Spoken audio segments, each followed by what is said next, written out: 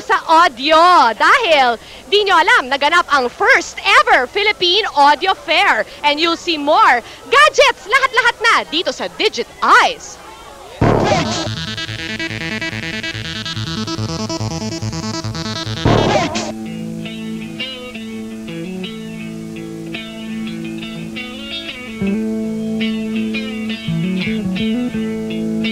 Para sa digital profile natin ngayong linggo, bibisitahin natin ang first ever Philippine Audio Fair. Ha? Ano raw? Audio Fair? Ano yun? Well, if you must know, ang Audio Fair ay isang malaking exhibit na pinaka-latest at pinaka-vintage na audio equipment. Sa event na to, makakakita ka ng audio equipment na hindi mo kadalasang makikita sa mall o sa bahay ng kaibigan mo. What you'll find here is hardcore stuff, Chong! As in, yung pang super audio fanatic talaga. Our goal is to create music in its most natural form. The best sound system is not the sound system that can rock the house. The best sound system is the one that can play really at low volumes, but you hear all the detail. You can hear the strumming of the strings, the tapping of the feet. You know, you don't hear this in normal settings. That's our goal. Yung tipong, you watch a live band, you listen to your sound system, you can't tell the difference. That is the best sound system you can have. Ang tawag sa mga audio fans tulad ni Tony ay Pinoydiophiles. Shortcut yan ng Pinoy Audio Files. 2 months ago, I wanted to have a record fair or a CD swap. People to show up, bring their records, they would listen to our CDs, and just trade. So from there, it started to grow, lumaki ng lumaki. Later on, we had someone say na, let me bring some demo equipment to display. I said, sure, at least we have something visual to look at. Sa event ng mga Pinoydiophile na ito, na-encounter ng Dieter ang mga gamit na sobrang nakakabilib talaga. Turntables that are out of this world, speaker setups that will blow your mind, mga top-of-the-line analog and digital audio gear, vacuum tubes, audio kits, vinyl records, CDs. Wow! Nakakasira ng ulo! This amp, this is basically developed in the 1930s.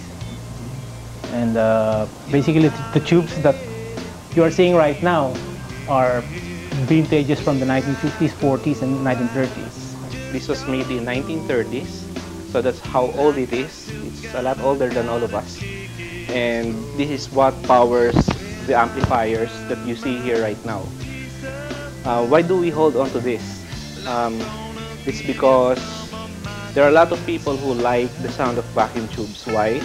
As I mentioned earlier, it produces even order harmonics, which is much more pleasing to the ears.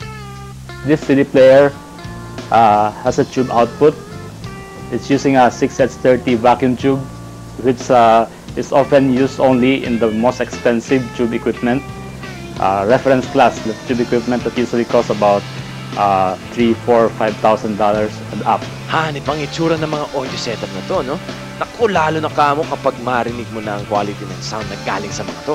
Audio fair nga eh, kaya tenga mo ang inaakit ng mga naka-exhibit dito. Kaya ang ginawa ng mga organizer ay nag-set up sila ng mga listening room kung saan pwede ka mag-relax at makinig lang ng audio na buong-buo ang tunog. We have this goal of the Philippines being one of the sources for tube equipment. And for a very long period, it hasn't materialized. So what we did, one of our first project was an amplifier that should be low cost.